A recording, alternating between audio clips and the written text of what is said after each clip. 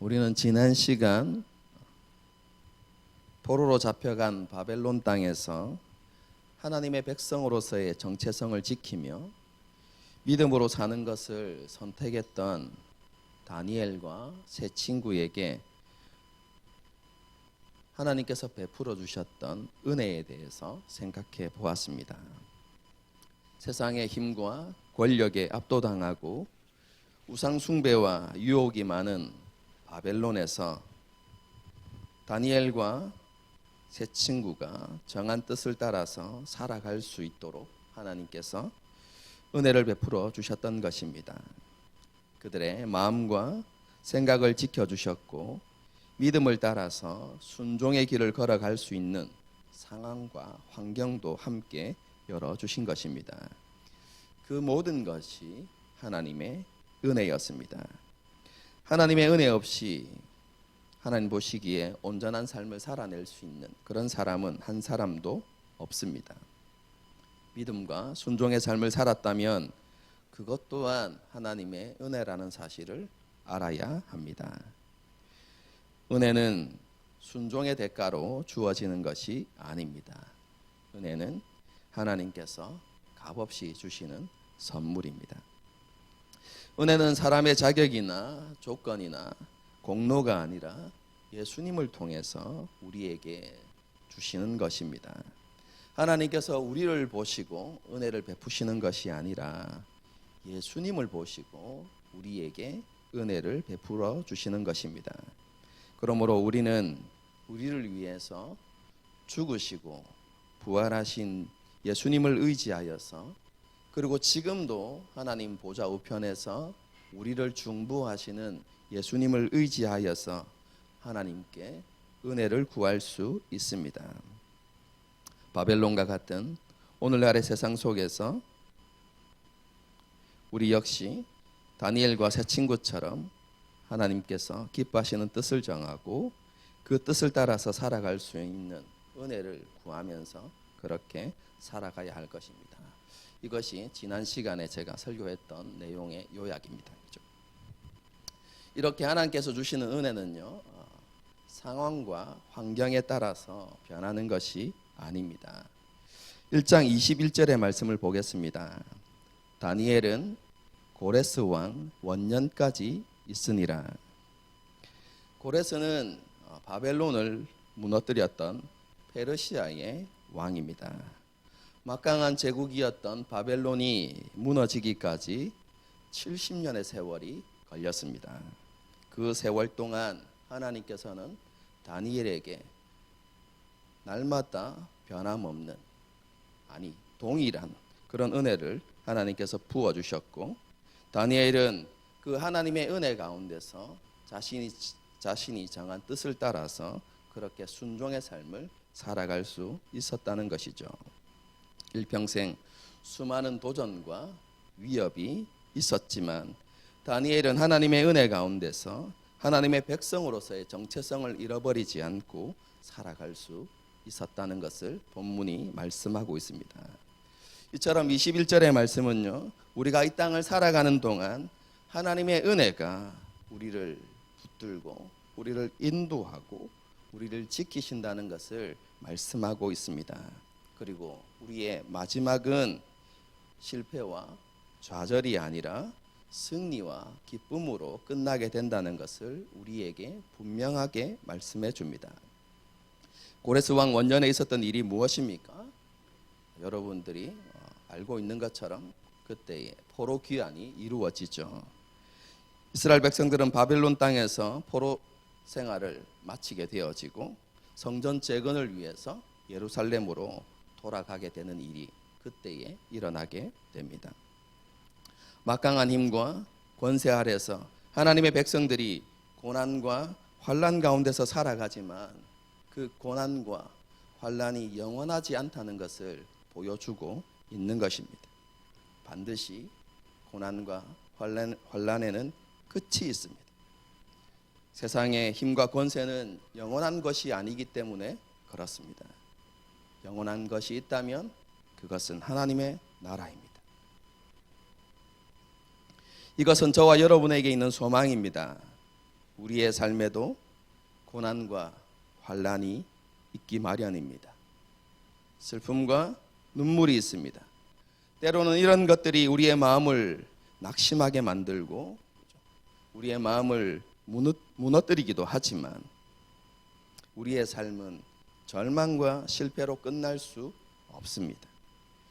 때때로 의심과 의문이 일어나기도 하지만 그것이 우리의 믿음과 소망을 빼앗거나 사라지게 할 수도 없습니다.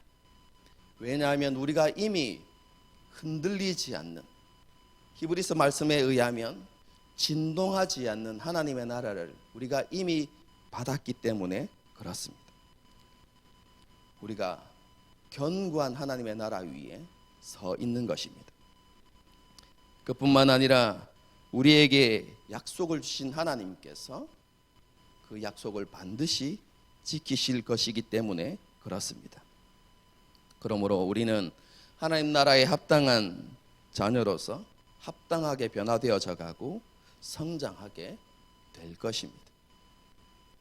데살로니가 전서의 말씀처럼 평강의 하나님께서 친히 우리를 거룩하게 하시고 우리의 혼과 영을 그리스도께서 강림하실 때까지 흠없이 보존해 주실 것입니다. 여러분, 이것이 우리에게 주어진 하나님의 약속입니다.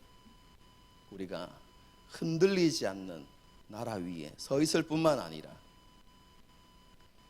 반드시 약속을 지키시는 그 하나님의 약속이 우리 가운데 있기 때문에 우리는 실패하거나 절망하지 않을 수 있는 것입니다. 이러한 소망을 굳게 붙들고 믿음으로 살아갈 수 있는 은혜가 저와 여러분에게 있기를 소망합니다. 이어지는 2장 1절의 말씀은요, 그리고라는 접속사로 이렇게 시작되어집니다. 한글 성경에는 번역되지 않았습니다. 이것은 2장부터 이렇게 시작되어지는 그 모든 사건이 1장과 깊은 관련이 있다는 것을 보여주는 것이죠. 다음에 이렇게 본문을 살펴보면서 다시 언급하겠지만 미리 간단하게 말씀드리면요, 1장 2절에서 언급되어지는 성전의 그릇들, 여러분 그것은 이후에 벨사살이라는 섭정왕이 아니라 분봉왕 정도 이렇게 되어지는 위치인데요, 그가 죽게 되어지는 원인을 제공하죠. 뿐만 아니라 다니엘과 세 친구가 하나님 앞에 뜻을 정한 일은 풀무불에 던져지는 것과 또 사자굴에 던져지는 그 사건과 밀접한 관계를 가지게 됩니다. 특별히 다니엘에게 꿈과 환상을 해석하는 능력을 주셨다 이렇게 말씀하고 있는데 그것이 2장의 사건과 또 4장의 사건에 깊은 연관을 갖게 되어지죠. 그래서 이 그리고라고 이렇게 시작되어지는 이 접속사, 이것이요 이후에 나타나는 모든 사건의 뿌리가 1장에 있다라는 것을 잘 보여준다 이렇게 말할 수 있는 것입니다. 2장의 사건은 우리가 잘 아는 이야기이죠. 그렇죠? 느부갓네살이 바벨론을 다스린 지 2년이 되는 해에 일어난 사건을 이야기하고 있는데요, 느부갓네살이 어느 날 꿈을 꾸게 되어집니다. 그리고 그 꿈으로 인해서 깊은 번민에 빠지게 됩니다. 아마도 그 꿈이 느부갓네살 왕에게 큰 두려움을 주었던 것 같습니다. 느부갓네살 왕은요, 그 꿈이 그냥 지나가는 단순한 꿈이 아니라 신에 계시다 이렇게 생각했던 것 같습니다. 여러분, 고대 근동 사회에는요, 왕이 꿈을 통해서 신의 계시를 받는다 이런 사상이 일반적인 것이었습니다.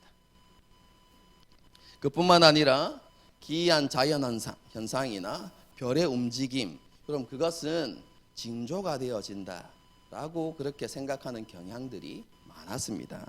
여러분, 그래서 고대의 왕들은요, 꿈이나 환상을 해석해 줄 지혜자들 혹은 기이한 자연현상이나 별자리의 움직임을 이렇게 해석해 줄 수 있는 지혜자를 곁에 두는 것이 일반적인 일이었습니다. 2절을 보게 되어지면 그 지혜자들이 언급되어지는데요. 박수와 술객, 점쟁이와 갈대아 술사 이렇게 기록되어져 있죠.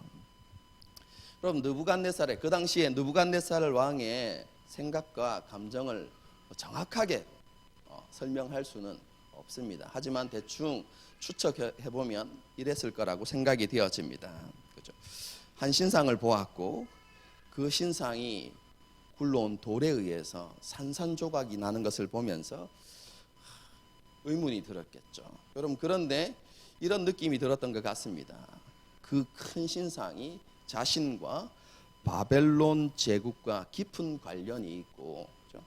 그리고 그것이 그 신상이 깨어진 것은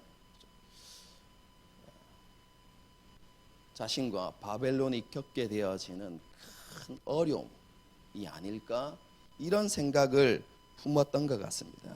그래서 염려와 불안과 두려움이 느부갓네살에게 다가왔던 것이죠. 그럼 그뿐만 아니라 그 꿈이 너무나 생생했기 때문에 그것이 신의 계시로 이렇게 받아들여졌던 것입니다. 여러분, 그래서 느부갓네살은 자신이 꾼 그 꿈의 의미가 무엇인지 정확한 해석을 알고 싶었던 것이죠. 여러분, 그래서 바벨론에 있었던 지혜자들을 다 불러 모아서 꿈을 알려고 합니다. 여러분, 그런데 굉장히 특이한 점이 있죠. 여러분, 일반적인 경우는 어떻습니까? 요셉의 경우를 한번 생각해 보십시오. 바로가 자기가 꾼 꿈을 다 이야기해주고, 그리고 요셉이 그 꿈이 어떤 의미를 가지는지, 그렇죠? 그렇게 해석해 주는 것. 여러분, 이게 일반적인 경우이죠. 여러분, 그런데 느부갓네살은 자신의 꿈을 말해주지 않은 채 꿈의 내용과 함께 해석을 제시하라고 그렇게 요구합니다. 왜 느부갓네살이 이렇게 했을까요? 여러분, 이것에 대해서 여러분 대표적인 견해는, 이것에 대한 대표적인 견해는 느부갓네살이 꿈이 생각나지 않았다는 것입니다. 꿈을 꾸긴 했는데, 그래서 너무나 선명한 두려움과 불안감이 엄습했지만 그 내용이 자세히 생각나지 않았다는 것입니다. 여러분, 그래서 지혜자들을 불러서 꿈의 내용도 설명하고 그 해석도 알려달라고 그렇게 요구했다, 이렇게 말했다는 것이죠. 여러분, 이런 견해가 틀렸다 이렇게 말할 수는 없는 것 같습니다. 어느 정도 가능성이 있어 보입니다.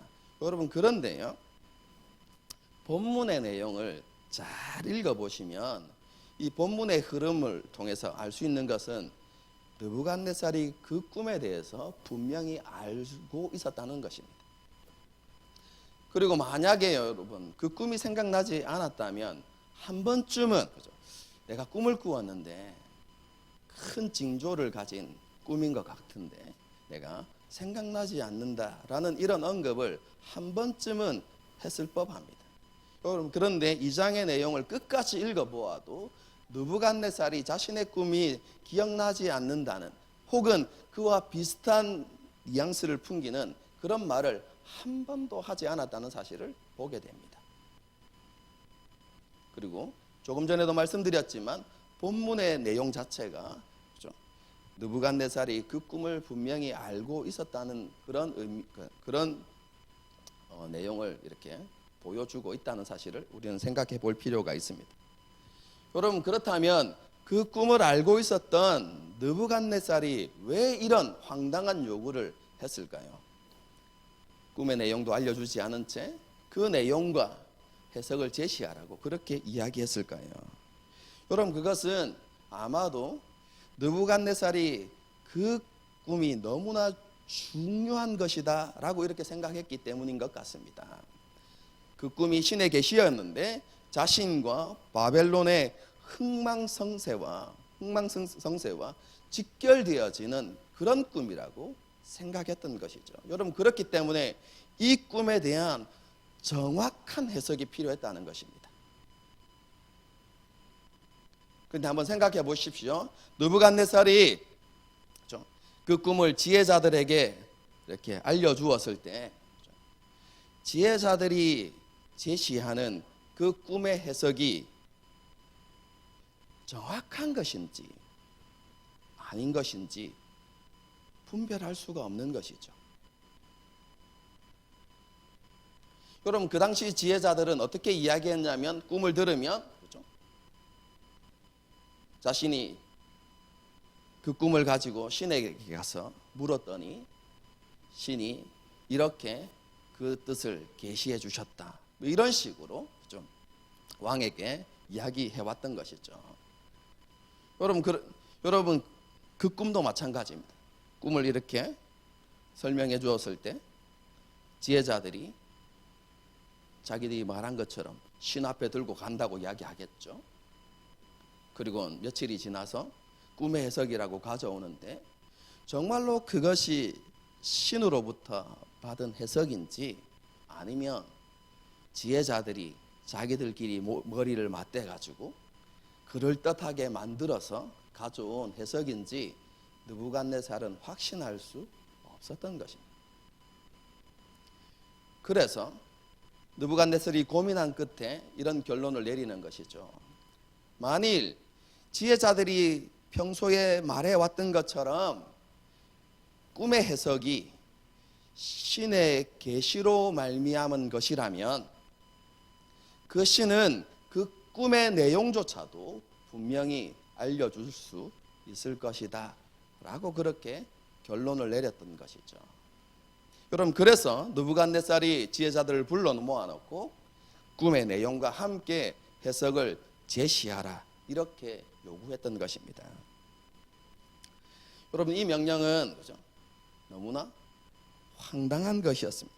그래서 지혜자들이 왕에게 이야기하죠. 이런 일은 이전에 한 번도 있었던 일이 아닙니다 라고 이야기하면서 그 꿈의 내용을 알려주시면 우리가 해석을 제시하겠습니다 라고 이렇게 이야기하죠. 하지만 느부갓네살의 결심은 변하지 않았습니다. 더 강력하게 이야기하죠. 그 내용과 해석을 알게 하지 않으면 너희와 너희 가문이 죽음을 면치 못할 것이다 라고 이렇게 이야기합니다. 여러분, 지혜자들이 뭐라고 대답합니까? 그것은 사람이 할 수 없는 일이고, 그리고 육체와 다르게 말하면 사람과 함께 하지 않는 신들이 아니면 도저히 알려줄 수 없는 내용이다 이렇게 이야기하죠. 여러분, 여기에서 이방 종교의 무력함이 드러납니다. 여러분, 육체와 함께 하지 않는 신, 여러분 그것은 어떤 신을 이야기하냐면요, 바벨론이 섬겼던 신들을 이야기하는 것이 아니라 그 신들보다 더 초월된 신이 아니면 그것은 불가능하다라고 이야기하는 것이죠. 바벨론이 섬겼던, 지혜자들이 섬겼던 술객과 그렇죠? 이런 사람들이 섬겼던 그 신들은 그것을 할 수 없다는 것이죠. 이런 것을 통해서 여러분, 그 이방 종교의 그 믿음과 그 신앙이 얼마나 초라하고 무력한 것인가를 우리는 너무나 잘 알 수 있습니다. 이러한 지혜자의 대답에 느부갓네살 왕이 진노를 하게 되어지고, 그리고 바벨론의 모든 지혜자들을 다 죽이라고 그렇게 명령을 내립니다. 그래서 다니엘과 세 친구도 죽음 앞에 놓이게 되었습니다. 여러분, 이런 급박한 상황 가운데서 다니엘은 근위대장에게 명철하고 슬기로운 말로 상황에 대해서 묻습니다. 그리고 왕궁의 상황을 정확하게 알게 됩니다. 다니엘은 곧장 왕에게 나아가서 시간을 주시면 꿈과 해석을 알려드리겠다고 진언하죠. 그리고 그 사실을 세 친구들에게 알리고 중보 기도를 요청합니다. 그리고 자신도 하나님 앞에 그렇게 간절하게 기도했겠죠. 여러분, 기도의 내용이 무엇입니까?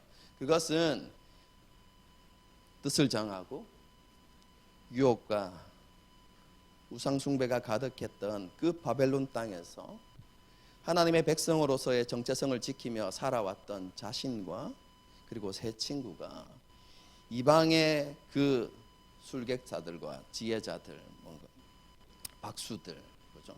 이런 사람들과 함께 죽임을 당하지 않도록, 다르게 표현하면 이 급박한 상황 가운데서도 하나님의 은혜가 그들의 삶 가운데 임하기를 기도했다라고 그렇게 말할 수 있습니다. 하나님께서는 다니엘과 세 친구의 기도에 응답하셔서 밤의 환상으로 그 모든 것을 보여주셨고, 다니엘은 그런 은혜를 주신 하나님을 찬양하면서, 그죠? 오늘 우리가 보았던 본문까지의 이야기가 끝이 납니다. 여러분, 이런 본문의 말씀 가운데서 우리가 생각해 보아야 할 교훈들이 많이 있다고 생각합니다. 그 가운데서 오늘은 한 두 가지 정도만 생각해 보려고 합니다. 첫 번째는 하나님의 계시에 관한 것입니다. 여러분, 오늘날 보수주의 학자들이나 혹은 개혁주의를 이렇게 표방하는 신학자들 가운데서 오늘날 하나님께서는 더 이상 꿈을 통해서 말씀하시지 않는다라고 그렇게 주장하는 사람들이 있습니다. 여러분은 어떻게 생각하십니까? 그럼 제 개인적인 견해는요, 하나님께서는 오늘날에도 꿈을 통해서 말씀하신다, 저는 그렇게 생각합니다. 물론 그 말씀은요, 성경에 기록되어지지 않은 하나님의 또 다른 구원 역사나 혹은 성경에 기록되어지지 않는 새로운 진리에 관한 계시가 아닙니다. 여러분, 그런 것들은요, 성경의 완성과 함께 종결되었습니다. 더 이상 그런 특별 계시는요, 임하지 않습니다. 하지만 그런 특별 계시가 아니라 개인이나 혹은 공동체에게 앞으로 일어날 일들이나 혹은 하나님의 인도하심을 보여주는 그런 꿈들은 종종 꾸기도 하는 것이죠. 하나님께서 꿈을 통해서 그런 것들을 알리시는 특별한 경우들도 있습니다. 그럼 제가 직접 경험한 것은 아니지만요, 제가 어릴 때부터 다녔던 모교회의 선배들이나 혹은 제가 어떤 모임에 이렇게 가서 만나고 교제했던 특별하다고 하면 좀 그렇지만 만났던 그런 목회자들과 이렇게 대화를 나누면서 그들의 삶 가운데 꿈을 통해서 하나님께서 그들의 삶을 인도하셨다는 것을 제가 가끔씩 이렇게 들었던 적이 있습니다. 그리고 제가 실제적으로 경험한 것은요, 제가 참석한 수련회에서 하나님께서 꿈과 환상을 통해서 먼저 말씀해 주시고 또 그대로 그 수련회에 성취하시고 이루시는 일을 제가 직접 보기도 했습니다.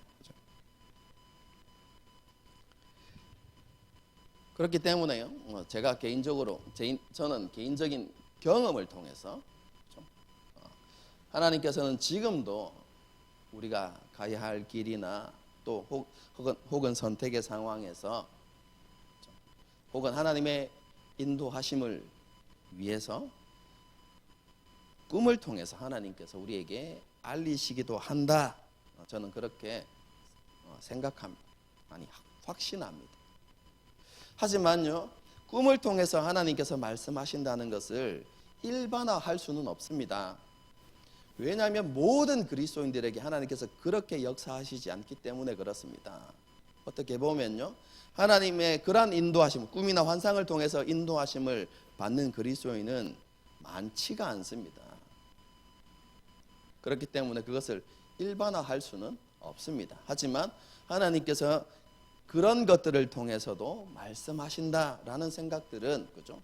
우리가 가지고 있어야 하는 것이죠. 하나님께서 우리를 인도하실 때 꿈과 환상을 통해서 인도하시기도 하지만 특별히 또 경건한 사람들의 조언을 통해서도 하나님께서 말씀하시기도 하고 혹은 환경과 상황을 통해서도 하나님께서 우리에게 말씀하시고 우리를 인도하신다는 사실을 우리는 알아야 할 필요가 있습니다. 그것에 대해서 우리가 열린 마음을 가지고 있어야 합니다. 하지만 무엇보다도 하나님께서는 성경을 통하여서 자신의 뜻과 하나님의 백성이 어떻게 살아가야 하는지를 너무나도 분명하게 밝혀주셨다는 사실을 우리는 알아야만 합니다. 그래서요, 제가 가진 생각은 꿈과 환상이 아니더라도 하나님의 말씀을 통하여서 우리가 이 땅에서 어떤 삶을 살아가야 하는지 혹은 선택의 순간에서 우리가 무엇을 선택하며 살아가야 하는지 여러분 그것을 다 알 수 있고 말씀을 통하여서 인도함을 받을 수 있다라고 저는 생각하고 그것을 굳게 믿습니다. 그래서 하나님의 인도하심에 대해서 우리가 열린 생각들을 가져야 하지만 그렇죠? 무엇보다도 하나님께서 우리에게 말씀을 통해서 분명하게 가르치신다는 사실들을 우리가 기억하면서 우리가 말씀을 더 가까이 하고 그렇죠? 그리고 말씀을 통하여서 우리에게 가르치시고 인도하실 때 우리가 순종하는 삶을 살아갈 수 있어야 하는 것이죠. 이것이 첫 번째 교훈이고요. 오늘 본문을 통해서 우리가 생각해 볼 수 있는 또 다른 한 가지 교훈은요. 날마다 하나님 안에서 살아가는 삶의 중요성입니다. 여러분 급박한 상황에 놓인 다니엘을 보면요. 조금 특이한 행동을 하는 그렇죠? 다니엘의 모습을 보게 됩니다. 특이한 행동이라고 하니까 조금 애매한 표현이긴 하지만요. 한번 생각해 보십시오. 여러분이 지금 다니엘이라고 한번 이렇게 생각해 봅시다. 목숨이 위태로운 상황입니다. 그렇죠? 그리고 왕의 꿈의 내용과 해석을 알아내야만 합니다. 그러면 우리가 제일 먼저 하는 행동이 뭐겠습니까? 그럼 제 같으면요, 그렇죠? 일단 골방으로 갈 것 같습니다. 골방으로 가서 하나님 상황이 이렇습니다. 하나님께서 이 상황을 타개해 갈 수 있도록 꿈의 내용과 해석을 알려주시겠습니까? 하나님 앞에 간절히 먼저 기도하겠죠. 그리고 하나님의 응답이 딱 임하고 난 다음에 어떻게 할까요? 그렇죠? 왕 앞에 나아가서 시간을 주시면 그렇죠? 꿈의 내용과 해석을 분명히 알려드리겠습니다. 하나님께서 저에게 그렇게 응답하셨습니다. 저는 확신을 가집니다. 이렇게 이야기하고 그렇죠? 그 다음에 하나님께서 주실 때까지 그렇죠? 기도하고 묵상하고 여러분 그렇게 하겠죠. 그럼 그렇지 않습니까? 그럼 이게 우리가 그렇죠? 하나님으로부터 응답받는 모습의 일반적인 모습입니다. 어떤 특별한 상황을 만났을 때 먼저 하나님께 기도하고 하나님의 응답을 받아내고 걸어가려고 하죠. 그런데 다니엘의 모습을 한번 보십시오. 그것을 듣자마자 어떻게 합니까? 망설이지 않습니다. 그리고 바로 왕 앞에 달려가죠. 그리고 뭐라고 이야기합니까? 왕이여, 꿈의 내용과 해석을 알려드리겠습니다. 제게 시간을 조금만 주십시오. 라고 이렇게 이야기합니다. 그리고 나서 어떻게 합니까? 제 친구에게 함께 기도해 줄 것을 요청하고 자신이 하나님 앞에 기도하면서 서게 되죠. 여러분 다니엘이 이렇게 행동할 수 있었던 이유가 무엇이겠습니까? 정말로 급박한 위기 앞에서 그렇죠? 이렇게 과감하고 담대하게 그럼 행동할 수 있었던 이유가 도대체 무엇일까요? 여러분 그것은요, 지난날의 경험을 통해서, 그렇죠? 지난날의 경험에서 비롯되어진 것입니다. 여러분 다니엘이 왕의 신하의 교육을 받을 때를 한번 생각해 보십시오.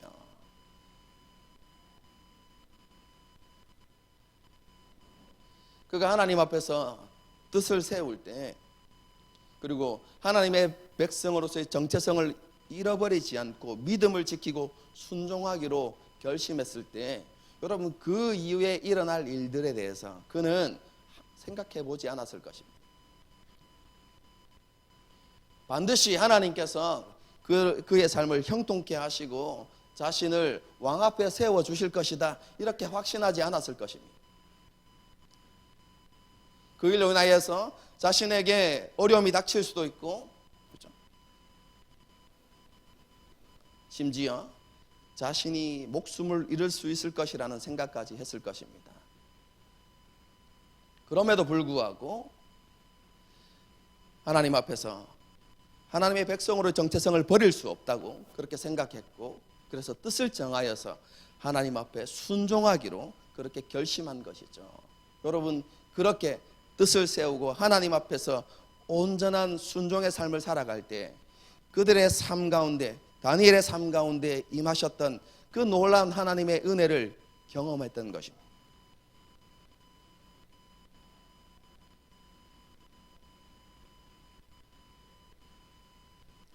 그 은혜가 한 번으로 끝난 것이 아니라 그가 직면한 모든 상황 가운데서 하나님의 은혜가 임했던 것을 경험했던 것이죠. 여러분 다니엘에게 이러한 확신이 있었던 것 같습니다. 하나님 앞에 뜻을 정하고 하나님을 의지하고 하나님 앞에 온전히 순종하는 삶을 살아가는 사람들에게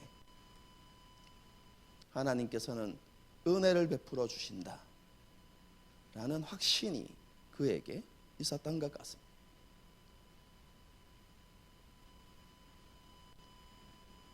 이런 확신 가운데 담대함이 생겨나고 왕 앞에 나아가는 행동으로 이어질 수 있었던 것이죠.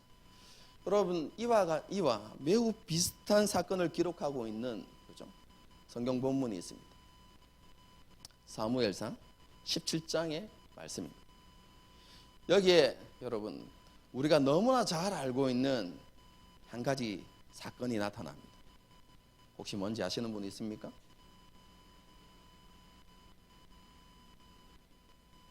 다윗과 골리앗입니다. 그럼 다 아시죠? 골리앗은 거의 3m가 되는 거대한 체구를 가진 블레셋의 장수입니다. 하나님과 하나님의 백성을 조롱했지만 이스라엘 백성 가운데 그 어느 누구도 그와 싸우려는 마음을 가지지 못했습니다. 모두 두려워하고, 그렇죠? 싸움을 피했죠. 그곳에 다윗이 등장합니다. 블레셋 장수였던 골리앗이 하나님과 하나님의 군대인 이스라엘을 모욕하는 소리를 들었습니다. 어떻게 했습니까? 산 위로 올라가가지고 바위에 무릎을 꿇고, 하나님, 저 골리앗이 하나님과 백성을 모욕하고 있습니다. 하나님, 저에게 힘을 주십시오. 싸워서 이길 수 있는 힘을 주십시오. 하나님 그렇게 해주시겠습니까? 그렇게 기도하지 않았습니다. 어떻게 이야기합니까? 왕에게 달려가죠. 바로 왕에게 갑니다. 그리고 뭐라고 이야기합니까? 내가 저 골리앗과 싸우겠습니다. 이렇게 이야기합니다. 하나님께 물은 것이 아닙니다.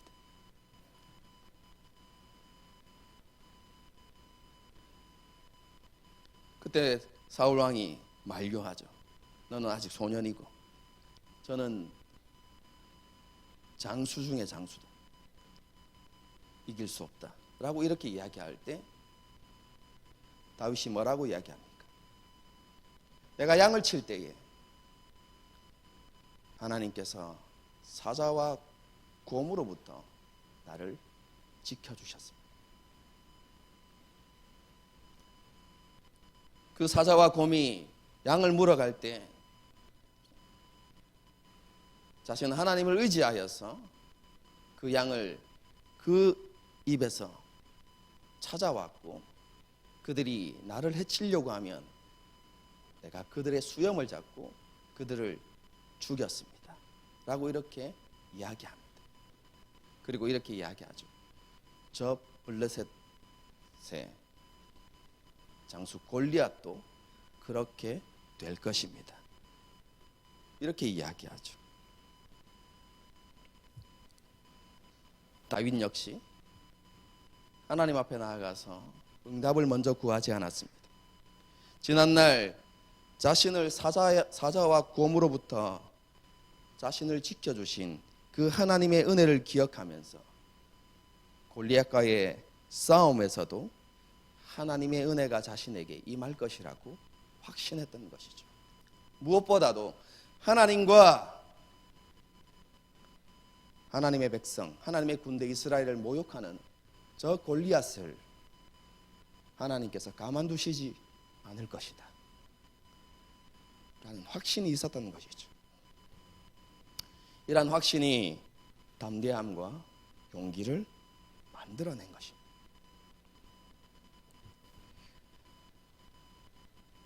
여러분 한번 생각해 보십시다. 하나님의 은혜와 하나님의 역사하심을 한 번도 경험해 보지 못한 그리스도인들이 있을까요? 목사님, 저에게 그런 특별한 것이 한 번도 없었습니다. 혹시 이렇게 말하는 사람이 있을지 모르겠습니다. 여러분, 그런데요, 저는 이렇게 생각합니다. 하나님의 은혜와 하나님의 역사하심이 없었던 것이 아니라 믿음의 눈이 가려져서 보지 못한 것입니다. 깨닫지 못한 것입니다. 하나님께서는 모든 자기 백성들에게, 모든 그리스도인들에게 은혜를 베푸시고 그의 삶 가운데 역사하십니다. 그런데요, 왜 우리는 오늘날 세상 속에서 다윗이나 다니엘처럼 믿음을 외치는 그리스도인들을 보기 힘든 것일까요?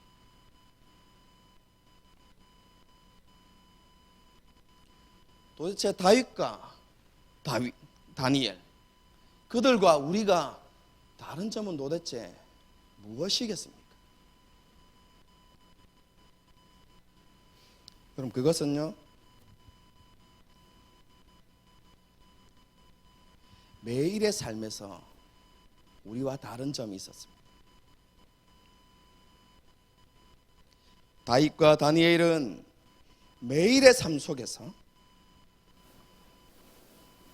하나님과 교제하고 그 하나님과의 교제를 통해서 하나님을 향한 신뢰를 쌓아갔습니다.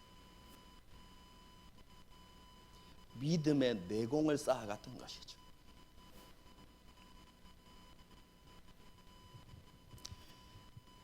다윗은 양을 치는 들판에서 하나님을 묵상하고 노래했습니다.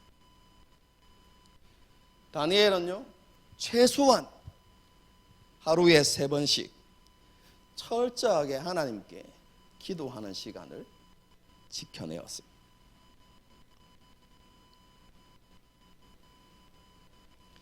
하나님의 은혜와 일하심에 대한 분명한 확신은요, 몇 번의 경험을 통해서 이루어지는 게 아닙니다. 그러한 확신은 매일의 삶 속에서 하나님과 교제하면서 하나님께서 우리에게 주셨던, 각자에게 주셨던 그 은혜들을 묵상하고 하나님의 일하심을 그 마음에 새기고 하나님께 감사하며 하나님께 찬양하는 삶을 살아가는 그 사람들에게 다윗과 다니엘에게 있었던 그 믿음의 용기가 생겨나는 것입니다. 그들은요, 하나님의 어떠하심을 묵상하고 자신의 시선을 하나님께 고정시켰습니다. 그리고 그러한 경건의 삶이 삶의 자리에 나타났던 것이죠. 하나님의 백성으로서의 정체성을 잃어버리지 않고 포기하지 않고 그것에 합당한 삶을 살아가는 것으로 그렇게 표현되어졌던 것입니다. 그리고 그러한 삶에 또 하나님의 은혜가 임하고, 그리고 그들은 매일의 삶에서 그 은혜를 또 묵상하고 노래하는 그런 삶을 지속해 왔던 것이죠. 여러분, 이런 경건의 삶이 위기 때에 믿음의 빛을 발한 것입니다.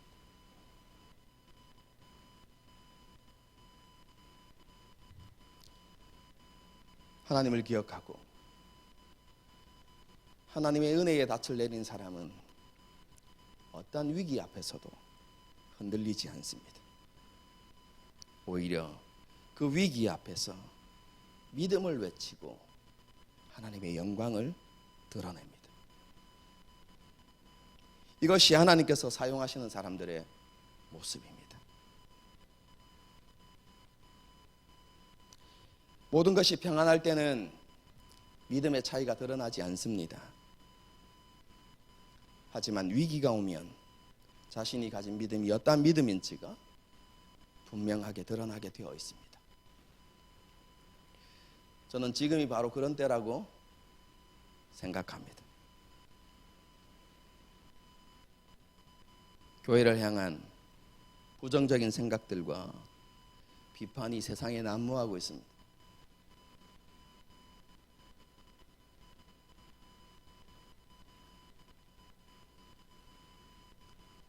예배의 자리에 나아가기가 두려워지고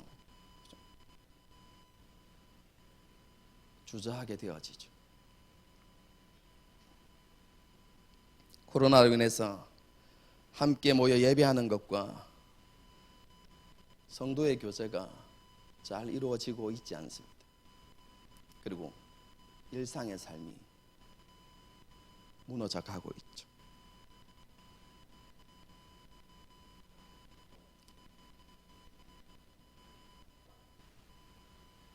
이런 오늘날의 상황 속에서 하나님께서 원하시는 것이 무엇이겠습니까?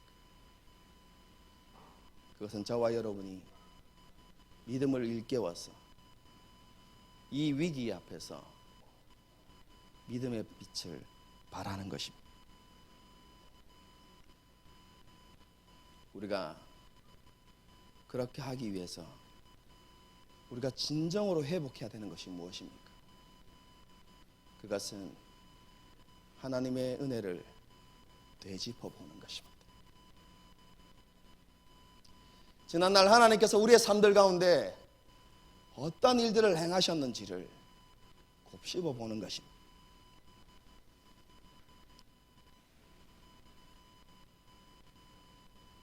우리가 지나온 그 세월 속에 어떤 하나님의 은혜가 임했는지, 하나님께서 어떤 놀라운 일들을 행하셨는지를 곰곰이 되돌아보고 묵상하면서 그 은혜에 대해서 감사하고 하나님을 찬양하는 삶이 우리 가운데 회복되어져야 하는 것이죠.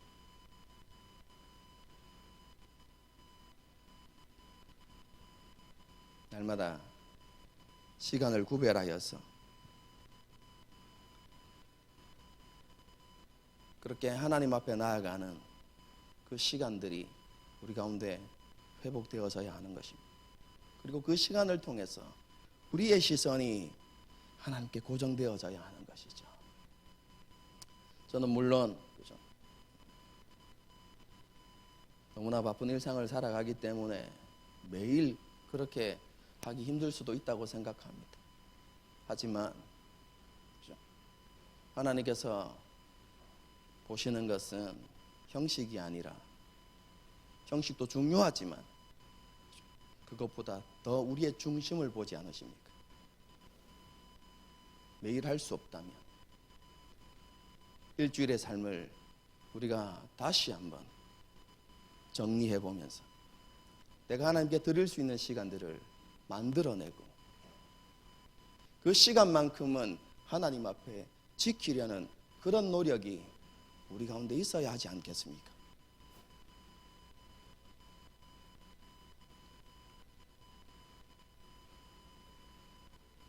그리고 그런 하나님에 대한 묵상이 삶의 자리로 이어져야 하는 것이죠. 우리가 서 있는 그 자리에서 우리가 하나님의 백성임을, 그리스도임을 밝히고 그리스도인으로서 합당한 삶을 살아내기 위해서 몸부림쳐야 하는 것이죠.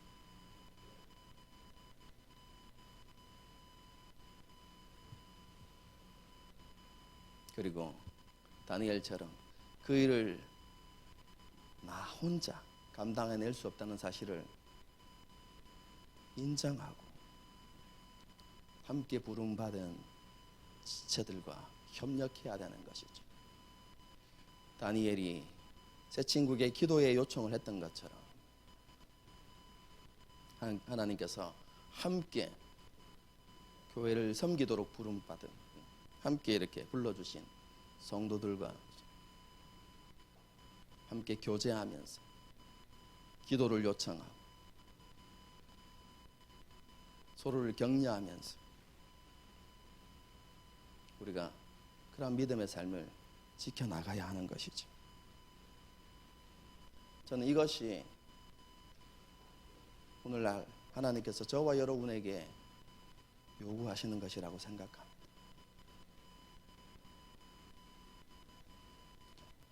다니엘과 다르긴 하지만 우리 모두 위기의 상황 앞에 놓여 있습니다.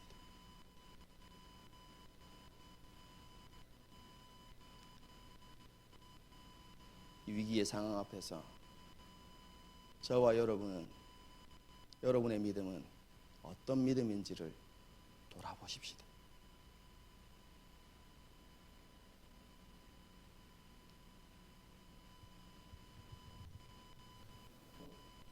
오늘 이렇게 열린 결말로 끝을 내겠습니다. 어떻게 살아가야 할지는 함께 찬양하면서 그리고 기도하면서 그렇게 결단할 수 있었으면 좋겠습니다.